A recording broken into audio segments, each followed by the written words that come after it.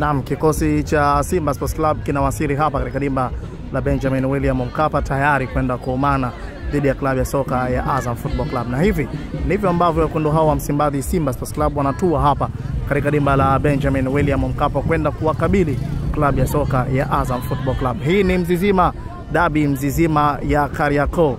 Hiyo ikiwa ina maana hivi kati ya Azam Football Club dhidi ya klabu ya soka ya Simba Sports Club. Wenyeji ni mnyama Simba Lunyasi anakwenda kuwakaribisha klabu ya soka ya Azam FC kunako majira ya saa 11 kamili za usiku saa ya Afrika Mashariki na Kati. Pengine kuna kipi haswa cha kutamani kwenda kuona kikienda kutokea hii leo katika dimba la Benjamin William Mkapa, ikiwa ni mchezo wa 5 kwa klabu ya soka ya wekundu hao wa Msimbazi Simba Sports Club ambao bado hawajapoteza mchezo hata mmoja ndani ya ligi kuu Tanzania bara. Mchezo dhidi ya klabu ya soka ya Fountain Gate, mnyama Simba alishinda goli 3.